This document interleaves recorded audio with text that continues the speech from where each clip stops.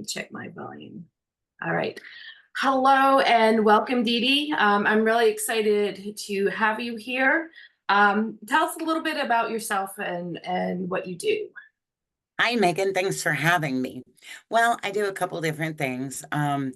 I am a certified dementia practitioner. And no, that doesn't mean I'm a doctor. What that means is I've had specialized training in helping people that have Alzheimer's, dementia, beginning stage Alzheimer's, beginning to exhibit signs of memory loss. And then the other thing I do is I'm a medium. So I've got two different worlds going on. Yeah. And that's really like the dementia stuff as well as the mediumship was one of the things that I really wanted to connect with you about, because my mom, is getting to that age where she's Sure. to have some memory issues. It's not all the time. It's definitely worse when she's stressed. And I know that there's, a lot of us in my group who are starting to Sure. that age with our parents. And as I was preparing for today and really thinking about today, like the whole process of life, but aging, and then like that whole sequence into death, it's a very spiritual experience. Once you get past the stress part, it is. It is. And I've been in the room many times when someone has passed, and it's very sacred. It's very reverent, just much like a person being born is. It's a very sacred experience. And once again, you get past the emotion of the moment, you can see the sacredness of that moment in space and time. um One of the things that has always fascinated me has been like, doctors sharing like those last moments where it's almost like the person is seeing somebody else in the room, um almost like they're being greeted to move into the light or whatever that process is. Have you They experienced are. that? Yeah. Yeah, so the two part of my life is that I'm also able to communicate with those who have passed over on the other side. But yes, I've been in the room, and I'm going to tell you the thing that most people, male or female, they both usually want their mom or Really? they see their mom. Never fails. Never. I'm yet to say or see someone say, "Hey, Dad," which I'm sure it has. I haven't been there for those. It is always the longing to be reconnected with our mom. Well, And that's go interesting. I actually read an article that a friend shared with me today that, you know, women who have gotten pregnant, whether they aborted it, miscarried it, or actually carried the baby to term, they have the cells of the child within them. And the Interesting. child in turn has the cells of the mother. Wow. I never knew that, but that makes sense. Yeah, so that that just kind of hit home with what you just said about how many people really want their moms, and from that connection. It does. It really, and I was really grateful to meet you because you are in the category of people that I served when I worked in the healthcare facilities, and that is adult children who are stuck between two worlds. They may still be parents themselves, they still have their careers, and they're starting to deal with a parent who now has aging care issues. Mhm. And so juggling those two worlds can be overwhelming and very, very stressful. So, one of the things that I did to help families, nobody ever wakes up and said, you know what, it's a good day to go look for memory care and assisted living. I got nothing else going on. So, and it's generally when someone is in crisis, either the parent or the grandmother that you're looking for, or you yourself as the adult child, you reach a snapping point, and it's a very fine balance between I have this guilt because I told mom I would never put her in the home Mhm. versus I don't have the skill set for this. And my question to families every single time, which by the way, 98% are women looking for care. My question was always, what's going to get better if you don't make a decision? Mm. What's going to get worse if you don't make a decision? And you find yourself dealing with that guilt of, I'm putting my mom away. She's going to think I don't love her. Oh my gosh. I don't want my mom to feel that way, but I can't do this. Mm. Yeah, it's definitely a hard place to be. And luckily, like my mom has been thinking about it. She's not ready yet, but she's starting to think about what she what she needs. She's a little stubborn like me. So Well, I want you to also think of it from this perspective. The older we get, the harder change becomes. And can you imagine leaving your home of 50 years or however long you've been there as a senior citizen and getting rid of all your worldly possessions that may or may not fit in this one small square space of area that is now called your new home? mhm. There's memories attached to things. There's, my children grew up in this bedroom. There's all of that. Imagine how difficult it must be to be an older person and the fear of change and nobody's going to like me and I'm not going to fit in. It's like walking into the high school cafeteria all over again as the new kid in high school. I never thought about that. For my mom, she doesn't want to give up her doll houses more so than us kids. Right, right. But there are things that are important to her, and Yeah. that's going to be memories. That's going to be possessions. Ask yourself, how up and willing are you to ever move? Never, right? No one ever goes, I can't wait to do this. Mhm. Let me start packing now. Yeah. It's a lot. And then taking on a senior citizen, taking on the financial burden of what that looks like, Mhm. the emotional, the possessions. My kids don't love me anymore. I'm a burden. They'd be better off without me. These are all the thoughts that go through a senior citizen's mind. And so when you say your mom is starting to think about that, I would say maybe one of every 20 people I served said, I'm going to do this on my own. I'm going to do it. I know I'm ready. And I want to do this before I become a burden on my children. Before, very rarely does it happen. It usually happens in the middle of a crisis.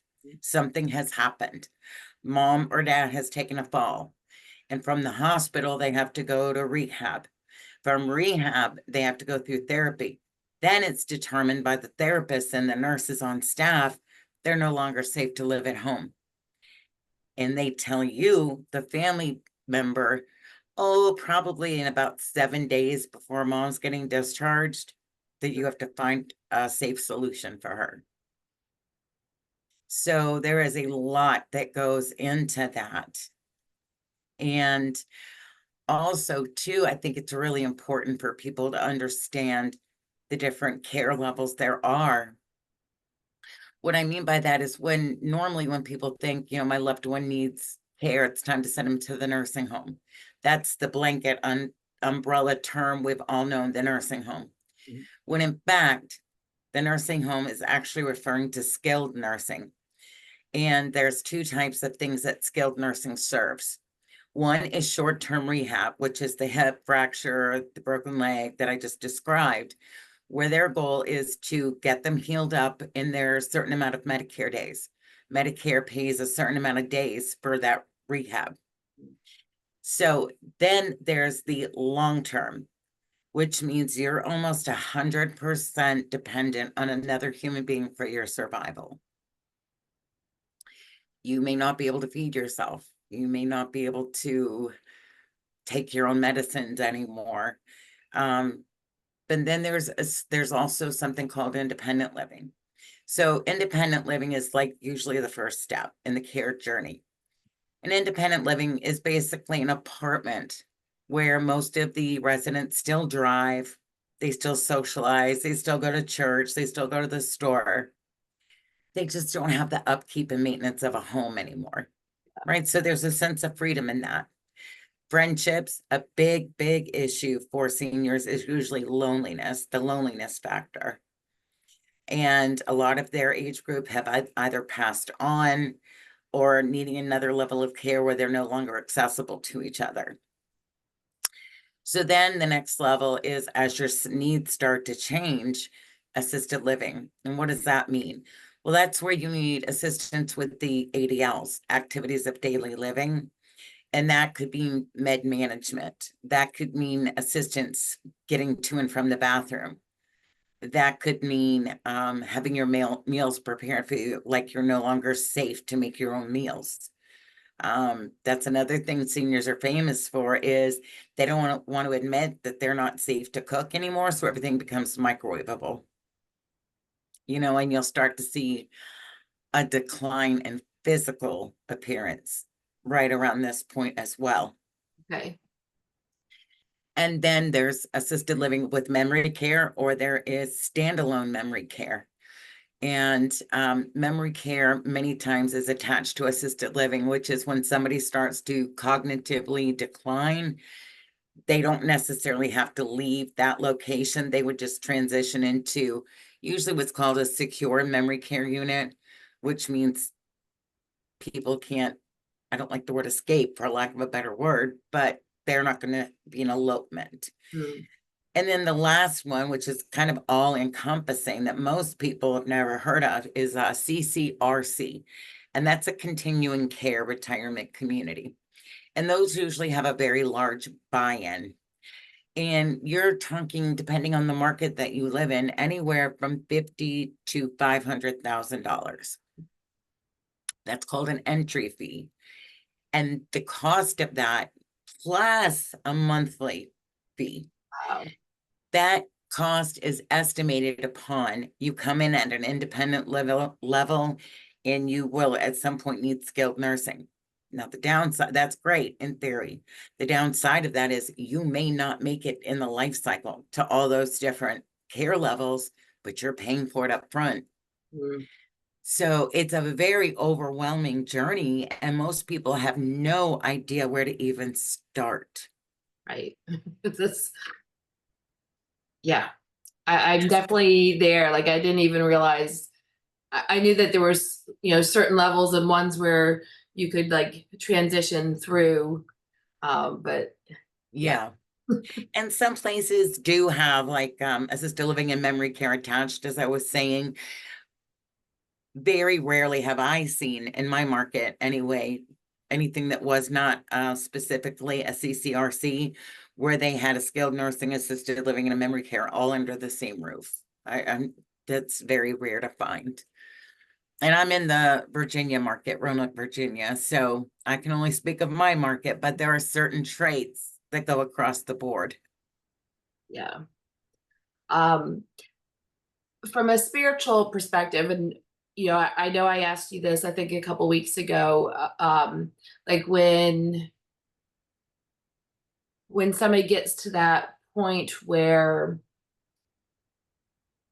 maybe they're unresponsive or like they're not really able to access their memories, like have you used your skills to like help communicate with people even while they're still living, but like using your medium skills for that, or even like how do you help um children like me, after a parent has passed, um to help them get closure using your skills. Sure. So those are two completely different worlds, and I'm going to try and merge them together. I will say that what I have found are two things while somebody is on this plane that are the great equalizer: food and music. And I have seen residents that were unable to speak anymore because that part of their brain was affected with memory care issues. But if you start singing to them, especially a song from their era or their generation, they light up, they start rocking. They just, it's the ultimate equalizer. In food, everybody loves to eat. Then again, there are some patients who are no longer responsive to being able to eat and have to be spoon-fed and so forth. My gift, and I see it's my gift because we all have spiritual gifts that we all have access to. It's a matter of becoming conscious of those spiritual gifts and then developing them. And that takes ongoing, in my situation, ongoing lifelong learning. And the way I equate it is even the best athlete in the world doesn't just play one Super Bowl and he's done. He had to play a lot of games to get to that Super Bowl. So you have to constantly be practicing and learning and relearning. Mm. And then I've also learned the word trust is huge. What I mean by that is trusting the process and trusting your intuition that what you're receiving is truth and that what you're receiving is from spirit. And what I mean by that is, as we said at the beginning, I am able to communicate with loved ones who have passed on. I can also communicate with what's going on in the day-to-day life with somebody. I can pick that up. I can do that a lot of times with help from spirit. And we all have a spirit team, right? And that's comprised of our guardian angels, people who have passed on that we may never have met before in this lifetime. Mm. And they're like the backup band, they're in the sidelines, they're ensuring that we're on our right path. So many times when I'm getting ready to do a session with somebody, I will pray a protection prayer around both of us to make sure only goodness and light comes through. And I'll ask my spirit team to help me to make sure that the messages I bring through are loving and are of the highest good for the person that I'm helping. And I think even in the line of work that you do and the line of work that I do, I want to leave people feeling better than when they first came to me in Exactly. whatever way that means. And that usually means with hope. Yep. So I have found that that is the greatest gift that we can give to each other. We all want to be heard. We Mhm. all want to be understood. And we all want to believe that there's hope. That's very beautiful, very true. And I think, speaking of, the adult child starting to go through that process, there are times where it's like you can't quite access the hope. Like, my mom, lives about 2 hours away. So like, I find myself when I'm driving to her place, like just clearing my energy so that I am in like the best mental and spiritual and emotional state when I arrive, to be able to kind of play the role of both child and sometimes parent, Mhm. and navigating that. And then, when I go home, it's that same thing of just like clearing And my, grounding. yeah, Yeah, that's a great idea. I never thought of that. yeah. But it is, you know, it is hard. And then like to go through all that, um, and like I I lost my father. It wasn't sudden, but it was sudden. So like, we didn't have this necessarily long drawn out thing, or like, it was my mom and I going through that. I have a Yeah. sister, but she lives in China. Love her, but it's like, You were dealing with it. yeah. Um, And so, there are times where it's overwhelming and stressful, and, am I doing the right thing? Am I saying the right thing? How do I Right. handle mom in this situation? And even like times where like my mom and I have had times where our relationship hasn't been good, and having Yeah. to process that as well. And even like there's been a few times since my dad has passed where she and I haven't talked. And there was one time where she wasn't talking to my sister or myself. And then like that's this extra layer of stress, because it's like without the communication, it's, is she alive or is she dead? Oh, Um, yeah. I mean, I literally had to say to her, like, when she wasn't talking to us, I sent her a message and I'm like, you need to respond to me. And if I don't hear from you within 24 hours, I'm going to call the cops and do a wellness check. I do that too with my son, but I give him 20 minutes. So, Uh, I want to back up a little bit to what you were just saying, Megan, because you were dealing with the grief of your dad, right? And you probably are still dealing with the grief of your dad. How long ago did he pass? End of 2020. Okay. You were dealing with the grief of your dad, then you were dealing with the grief of your mom's emotions, and then you deal with the grief of seeing your mom starting to decline. And so even when you're watching someone as they're declining, or as you're watching someone getting ready to transition from hospice, there's grief before, there's grief during, there's grief after. And I've been on both sides of knowing my mom was going to pass and being there as she took her last breaths, versus my dad, where he had health, excuse me, health issues, but it wasn't expected when it happened. And I'll be honest with you, I don't know which is better. On one side, I got to have those goodbyes. I got to have all those important conversations. But then I started to feel grief that I just wanted it to be over. I wanted her suffering to be done, and I wanted my suffering to be done. So there's the guilt. And I'm going to share something with you. And I don't care how old we get, we never get over the death of our parents. We don't. Yeah. And I felt like after both my parents died, my dad passed 2 years ago, felt like an orphan. And I'm the oldest of 8 kids. Oh, wow. So I still felt alone. Like my foundation was gone.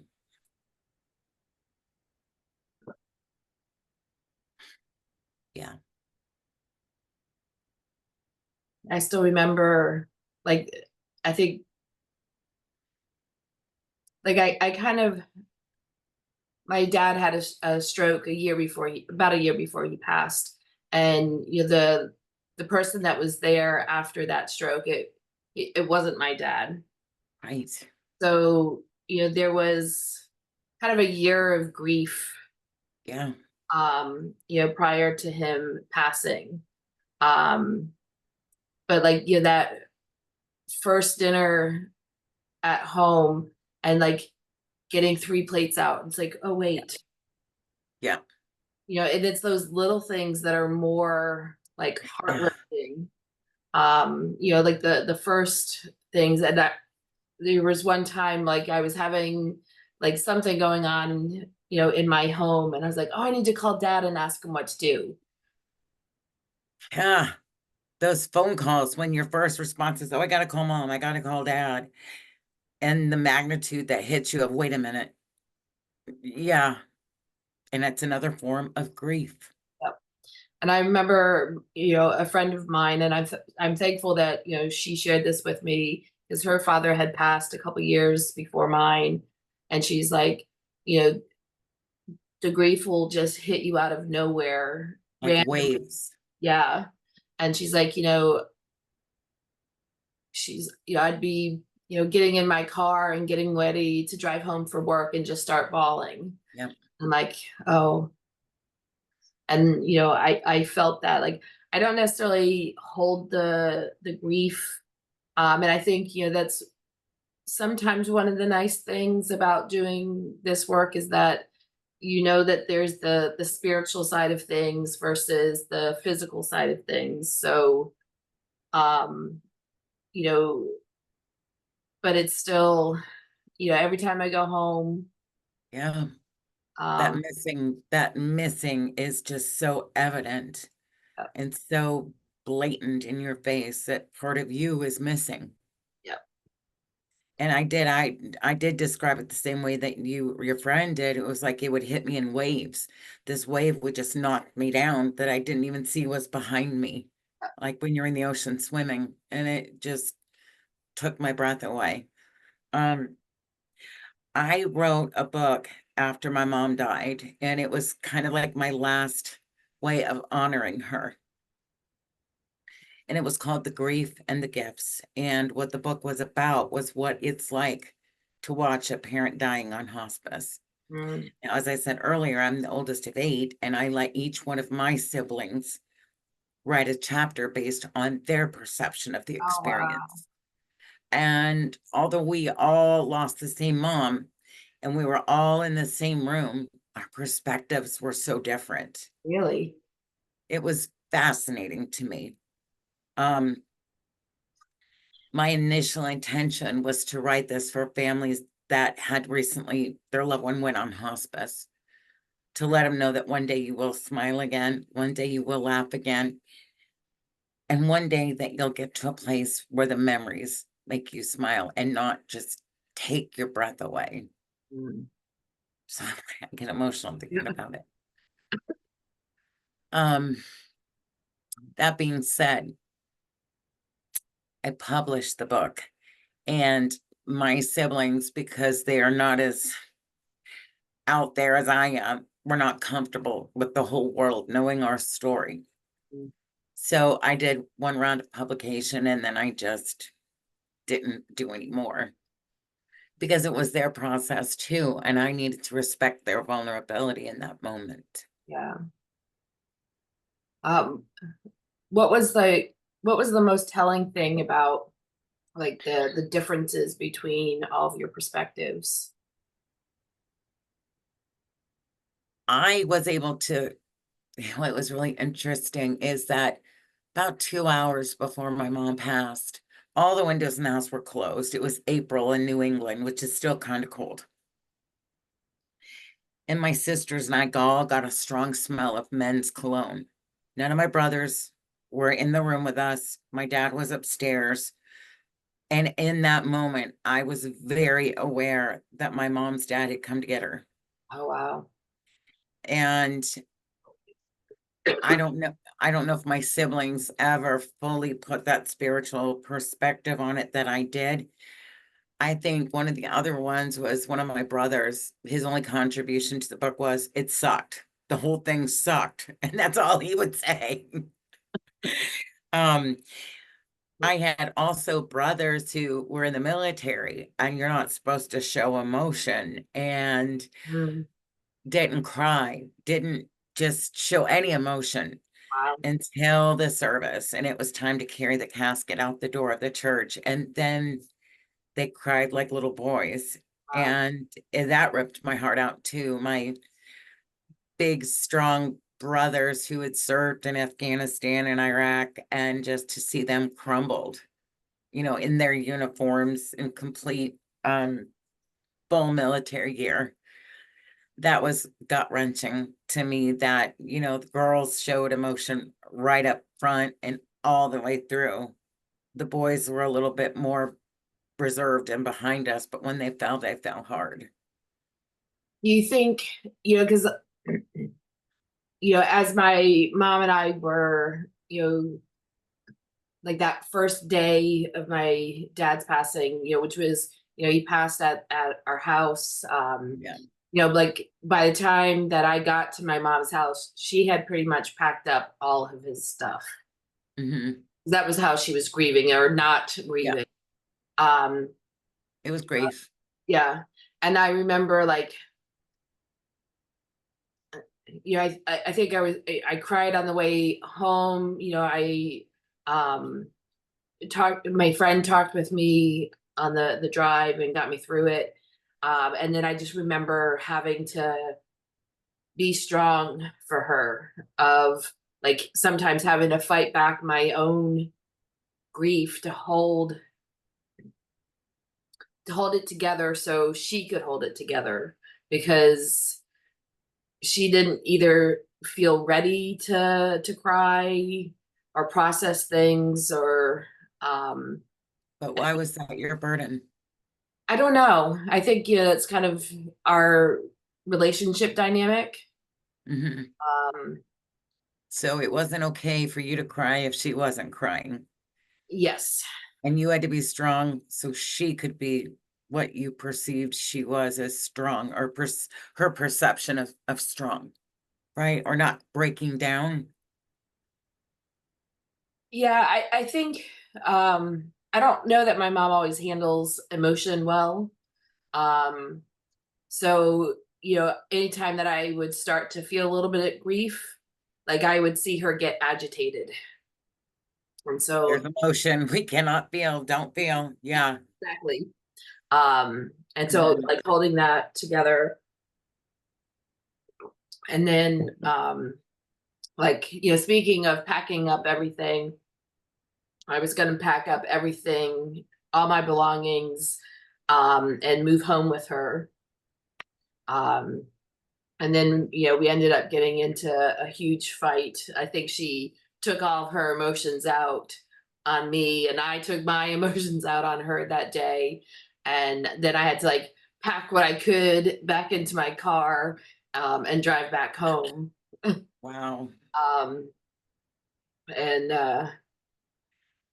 I don't know that that would have been healthy for you. And I don't know if that's me talking or if that's somebody else talking, but I don't think it would have been healthy for you. And No. I feel like I gotta snap out of it. I'm starting to like go into a reading with you, but I just feel like you feel like you have to either mirror your mom's emotions or you have to deflect your own, which is of course not being real to yourself either scenario. um, but I would take, when I could, I would grieve. And I remember like the first night, and she doesn't really live like in the country, but she's not like, I live in a bigger city than she does. And it was like middle of the morning, and I hear a gunshot. And like my dad was a big, like he loved guns, and so we had, guns in the house. And I was like, Oh, and then mom. And she was I like, think so we were both, I think, a little startled. But like kind of just, that was my first thought of like, oh my God, did my mom, you I'd know, do the worst. Right, of course. Did you ever find the source of it? It was no, your dad. could have been, It I had was. never thought about that. It was your dad letting you guys know that, hey, he definitely wanted some attention in that moment. Hi, girls, do you see me? Do you hear me? Yeah, and that literally was the only thing that was going to get through to your mother. So, So at least we're together, so she didn't have a heart attack, and neither did you. Yeah, that was your dad. um, um, and I think I've only seen him in the house once, like just kind of out of the corner of my eyes. But he's come to me at various times in dreams. Yeah, Um, so that's a very common method of communication. And then I'll talk to people who say, no, no, because I don't remember. And I'm like, yeah, yeah, it happened. But I always recommend people who really want to be conscious and aware of that communication to keep a journal by your bed. And even if you have to get up in the middle of the night to go to the bathroom, write down what just happened in your dreams. You're going to start to see that communication because many people are not as in tune with some of those spiritual gifts, if you will. And So our loved ones know that. And what I can absolutely 1,000% testify to is that we are never alone on this side of the veil, and we never go home alone. And we are never alone on the other side. I stand in front of you as sure as we're both breathing. And I know that I know this. And our loved ones are still very much invested in us, and they care about us, and they want to help us. So dreams are usually very often how that happens.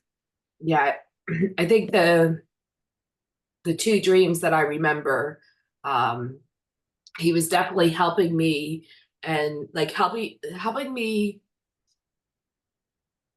to either like move away from wherever I was and into Hmm. something else. Like the first dream was like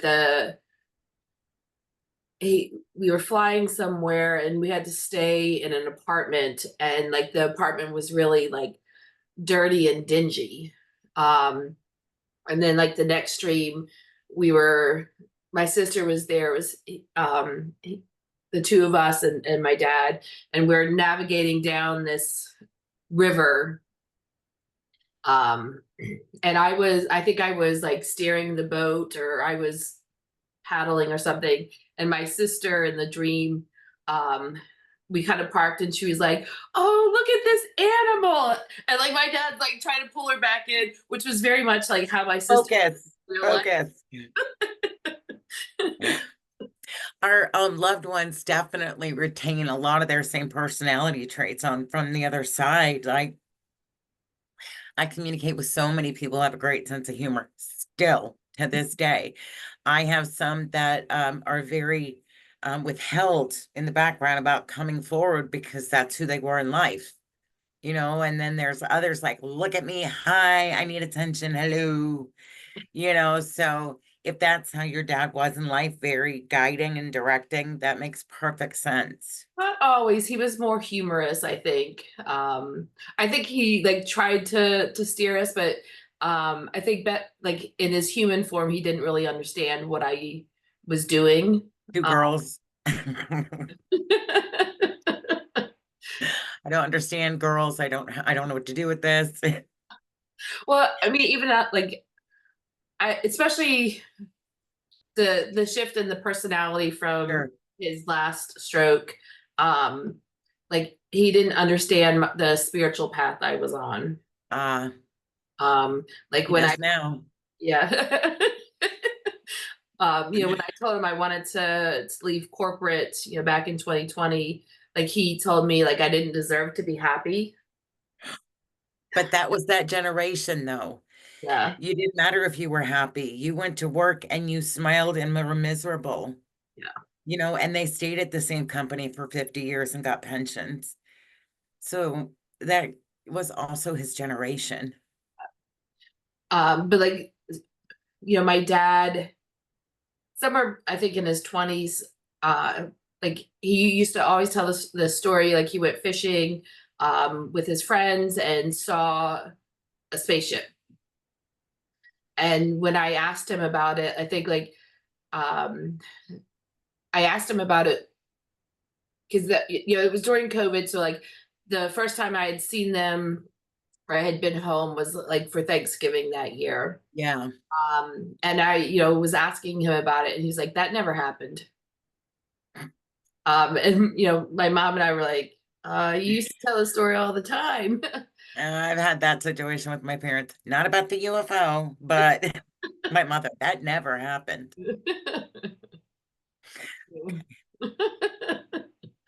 um, so yeah, but it's definitely like I think in the dream, it seems to be more of like that guiding me to the right place.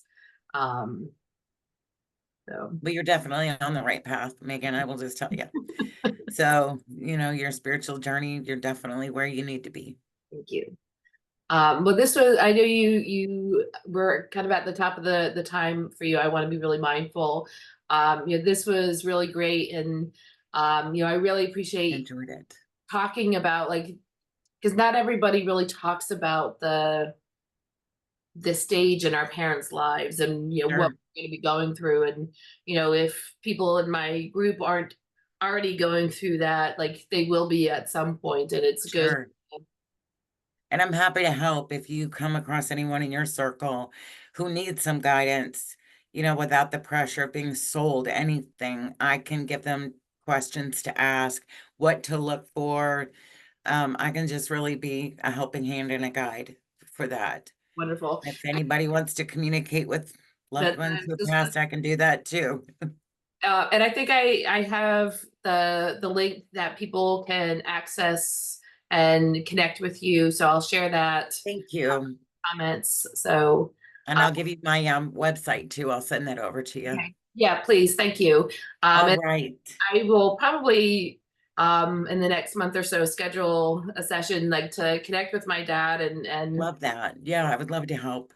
yeah, It was a pleasure meeting you, and thank you for everything you're doing to make the world a better place, Megan. thank you. I really appreciate your time. Take care, friend. Bye.